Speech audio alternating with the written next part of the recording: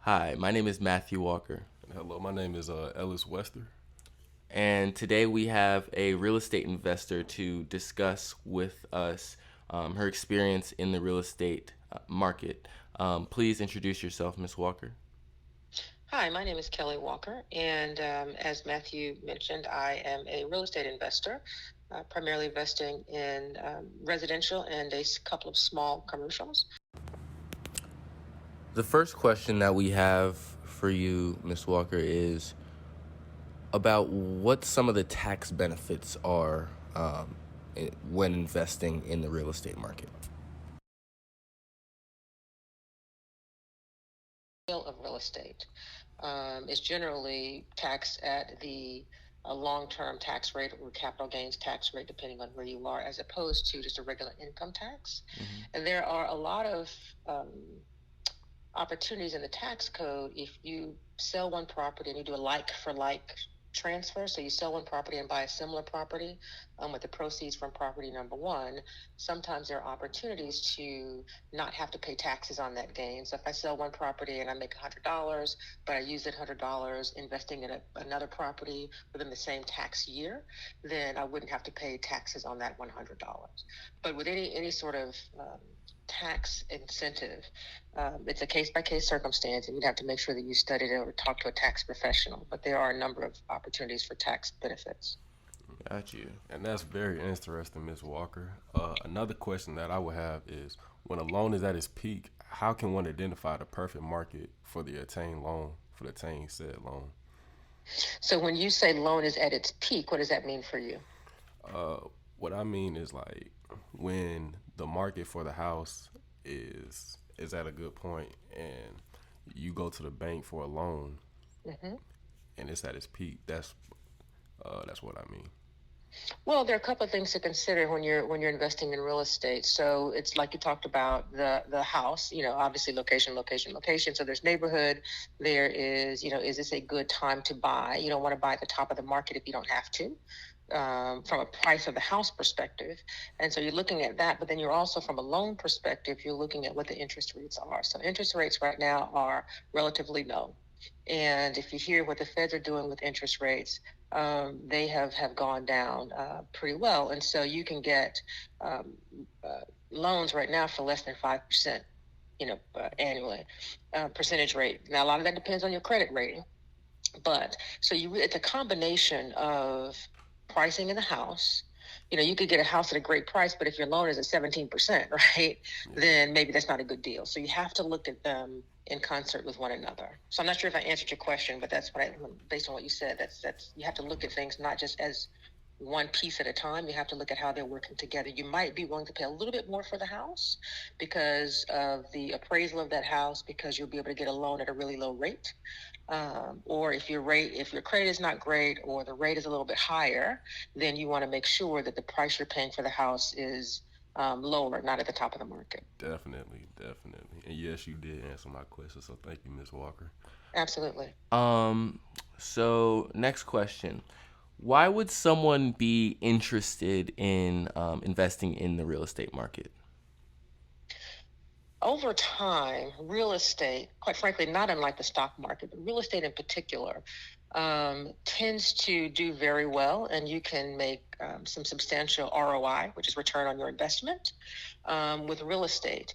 Now, there is no magic bullet because people have lost money in real estate too. But one of the things about real estate, if you, for example, get a mortgage, if you're not in a position where you can just go, write a check for a property cash, right? Which most of us can't. So we get a mortgage.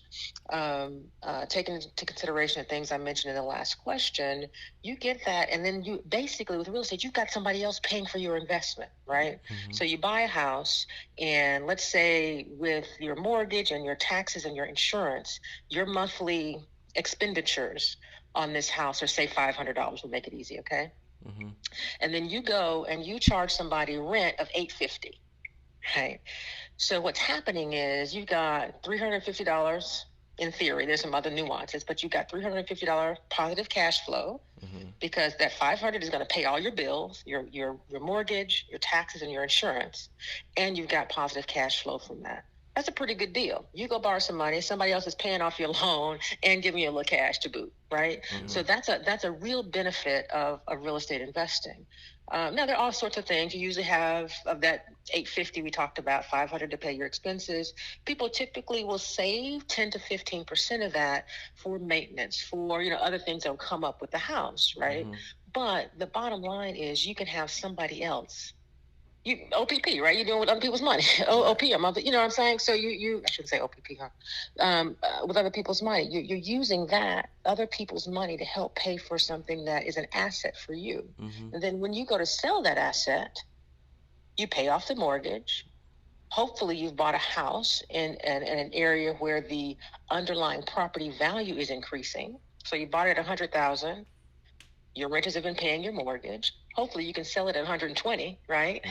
So you've got that gain. You've got the positive cash flow that you've had over the period that you've owned the house. I mean, so real estate investing has such extraordinary opportunity from an asset appreciation standpoint. They're not making no more land. The earth is the size of the earth, right?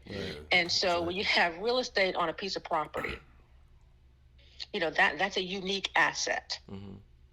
And again, the hope is that asset will continue to increase in value because of demand, because of location, because of other things.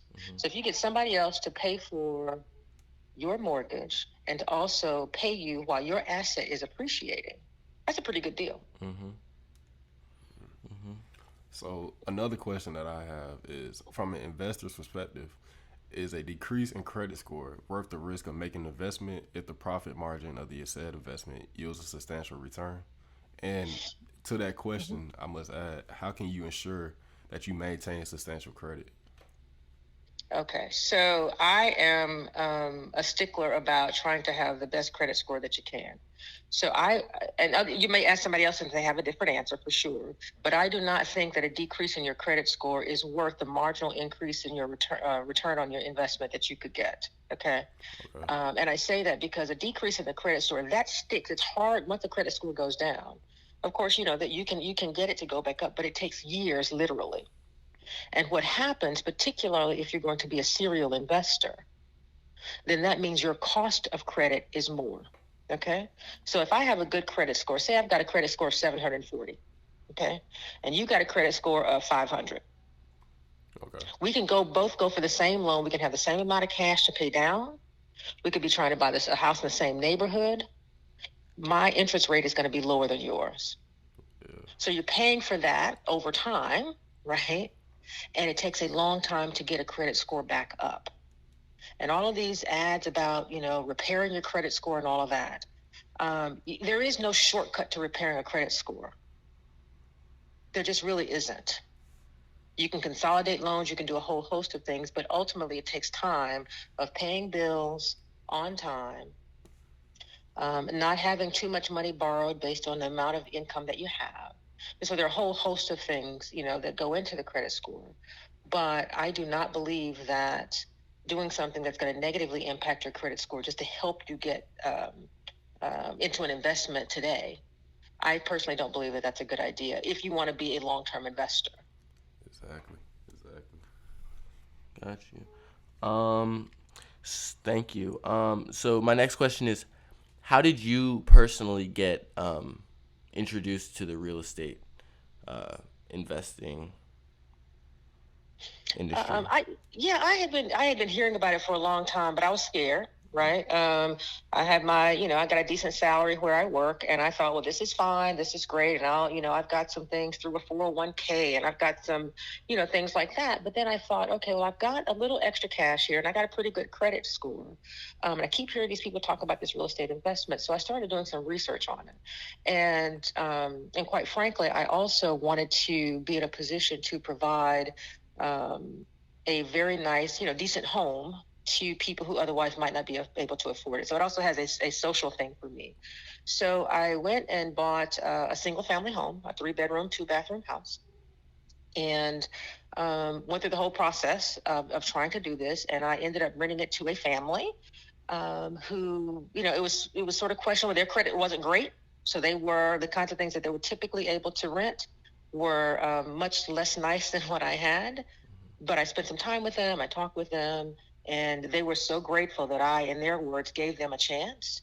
They have been very good tenants. They are taking care of the property. And so that was like, wow, I've got this free cash flow. I can use this. It's in a neighborhood that's appreciating. And that's one thing you always have to do is investigate and research where you want to purchase. But anyway, so I started that. And then it's kind of like you get the bug, right? Whatever it is that's driving you, whether it's you want to flip houses, whether you want to be a landlord over the long period, whether you just want to amass a bunch of assets, whatever your goal is, it's about research, research, research. And like I said, when I started this, I was really scared. But a friend of mine said, scared money don't make money, right? So at some point, you got to take a little risk, right? And you can very easily lose some money with it. So you have to be prepared for that.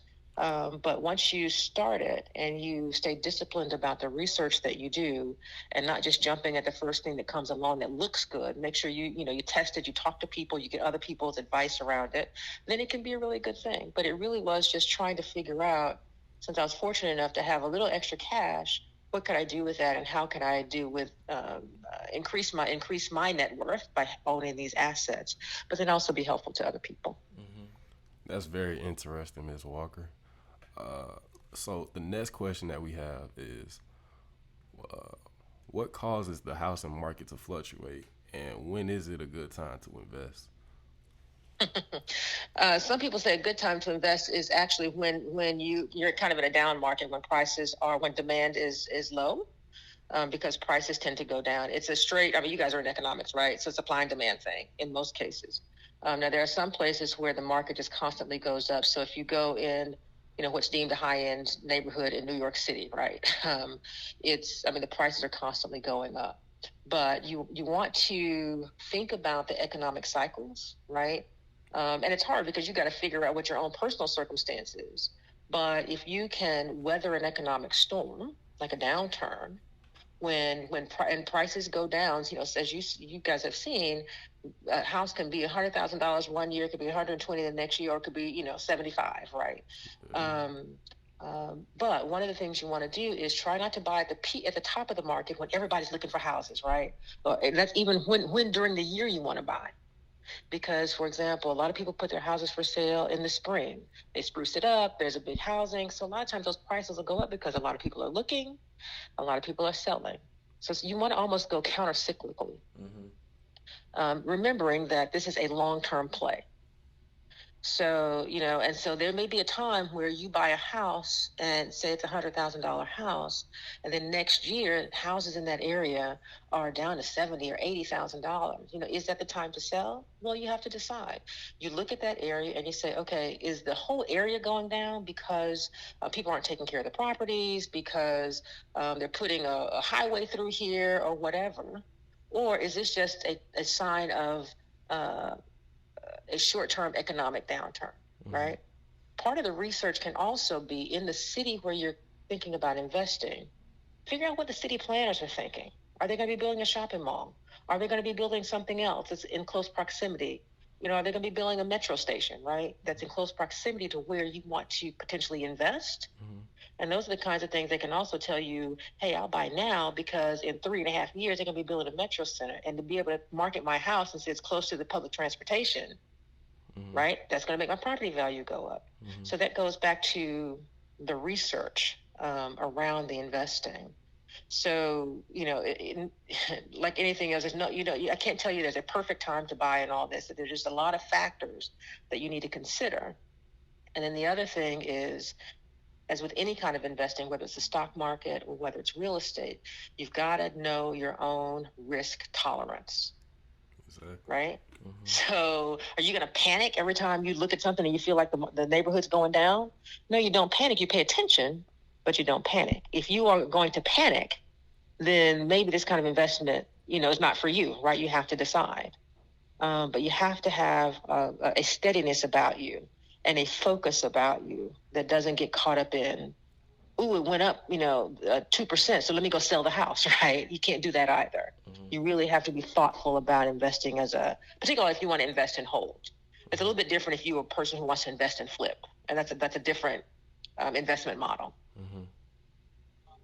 Gotcha.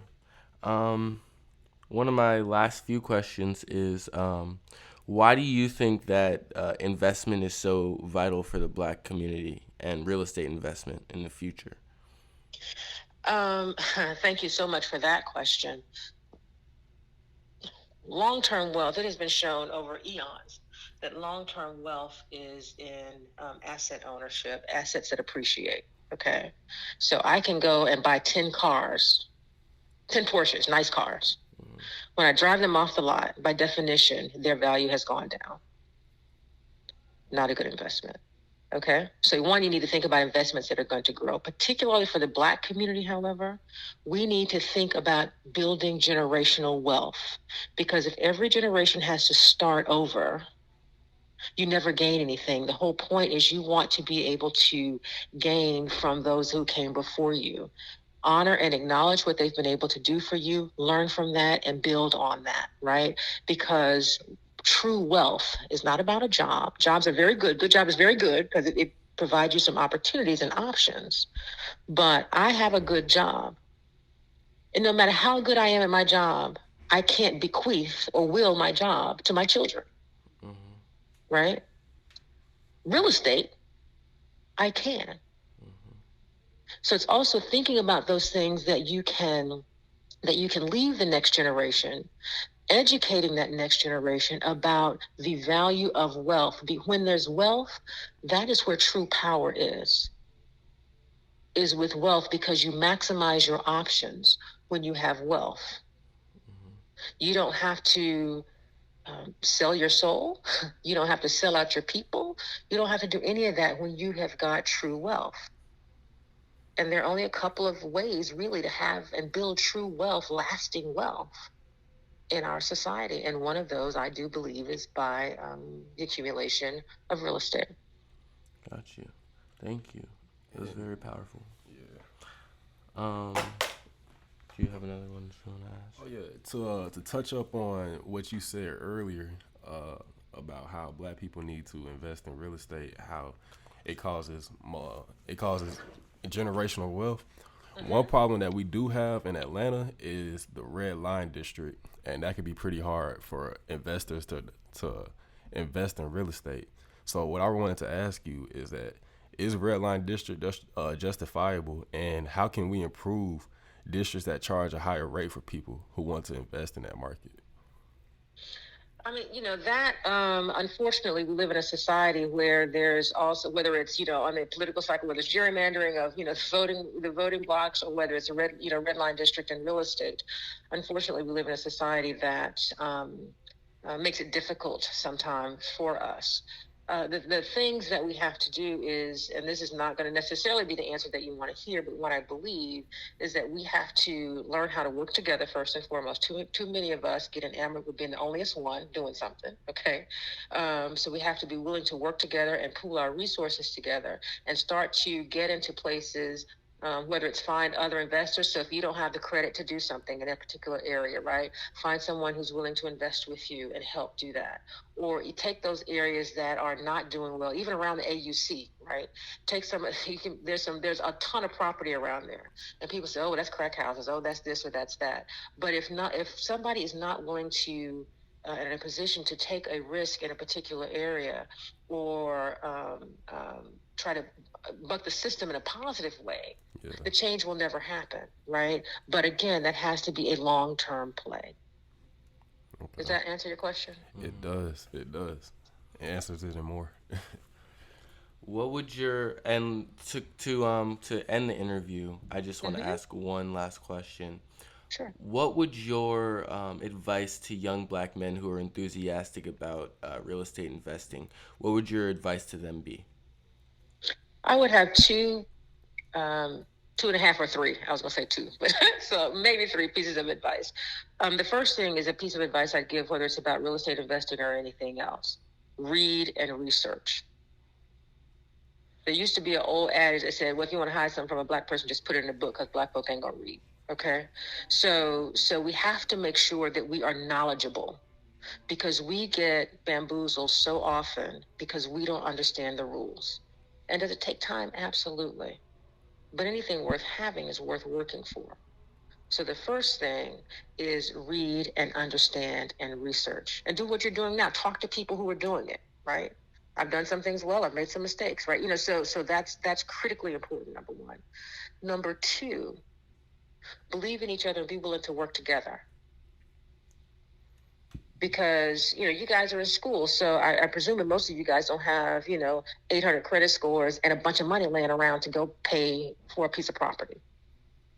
So be willing to work together and pool together. And that's hard sometimes, but you got to get stuff down. If you get stuff in writing first and be dispassionate about how you're going to move forward about this, make sure you're all on the same page about, when you would divest, how long you want to hold and all of that.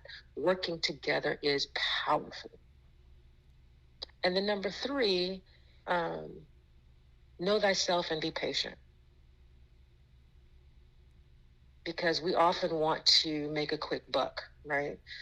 Because I want the latest this or the that. So if I can make some money, if I can get some free cash flow, then I can go and buy my Gucci or I can buy my this or that. Long-term wealth isn't concerned with short-term optics. So that's my advice. Thank you so much. Thank you for your time. This has been wonderful. I feel like I learned a lot over the time talking with you. Very much. Thank you so much. Very good advice. You gentlemen are very welcome, and I wish you all the best. Thank you.